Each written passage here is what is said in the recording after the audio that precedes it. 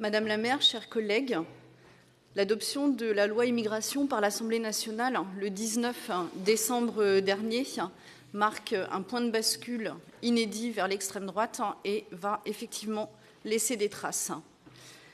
Marie Vitou vous l'a rappelé, Monsieur Mounir Bellamiti vous a rappelé la famille politique à laquelle vous aviez appartenu jadis. Et à ce titre, vous auriez pu vous désolidariser de ce vote, comme l'ont fait certains et certaines de vos collègues. Mais vous avez choisi de voter le programme du Rassemblement national, main dans la main avec l'extrême droite. Vous avez ainsi contribué à l'adoption d'un projet de loi discriminant et raciste, renvoyant à la question du nationalisme et de l'idéologie, selon laquelle les nationaux auraient une valeur supérieure à celle des étrangers.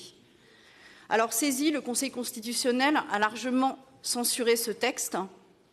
Ont notamment été censurés une trentaine d'articles reprenant les idées nauséabondes de l'extrême droite introduites par le groupe de Madame Garnier au Sénat. La décision des sages alors évite le pire. Pour autant, le texte mis en application donne toujours autant la nausée.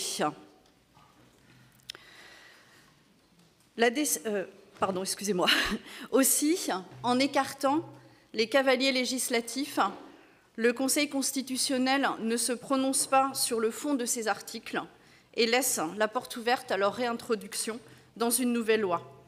Il n'a donc fait que réparer le fiasco parlementaire du gouvernement qui avait préféré diler le vote de la loi au profit d'une surenchère de dispositions xénophobes dont il ne pouvait ignorer le caractère inconstitutionnel.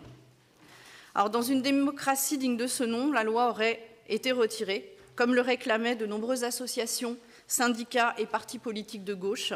Mais au contraire, Emmanuel Macron s'est empressé de promulguer ce qu'il restait du texte, sitôt validé par le Conseil constitutionnel, piétinant une nouvelle fois le Parlement et la démocratie.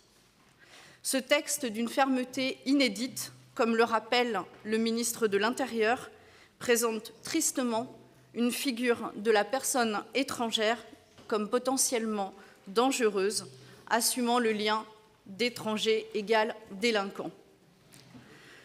La promesse initiale d'une intégration par le travail devait se traduire par la délivrance quasi systématique d'un titre de séjour métier en tension, d'après une liste de métiers prédéfinis.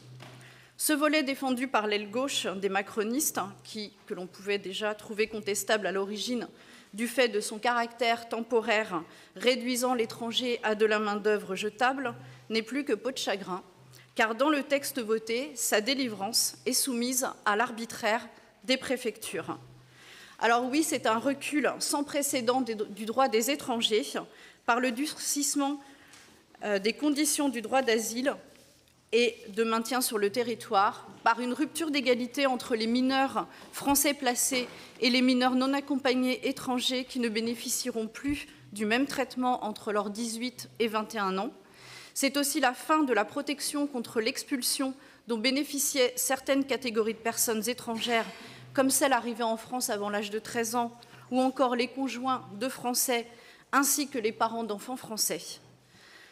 Alors, toutes ces mesures totalement injustes installeront des situations de fragilité et engendreront à coup sûr des drames humains au sein de nombreuses familles.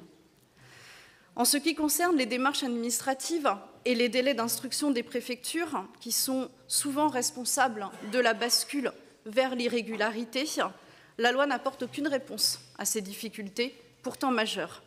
Ainsi, des OQTF absurdes continueront d'être délivrés avec pour conséquence de bloquer toute nouvelle demande de renouvellement de titre de séjour. L'Union démocratique bretonne dénonce le caractère xénophobe et historiquement répressif de cette loi qui n'a pour objectif que de restreindre encore les droits des personnes étrangères sans régler les questions fondamentales. Persécuter les étrangers ne résoudra pas la crise de l'accueil dont le gouvernement devrait pourtant en priorité se préoccuper. Notre groupe s'associe aux autres groupes de la majorité pour porter ce vœu et réclamer l'abrogation de cette loi indigne. Je vous remercie.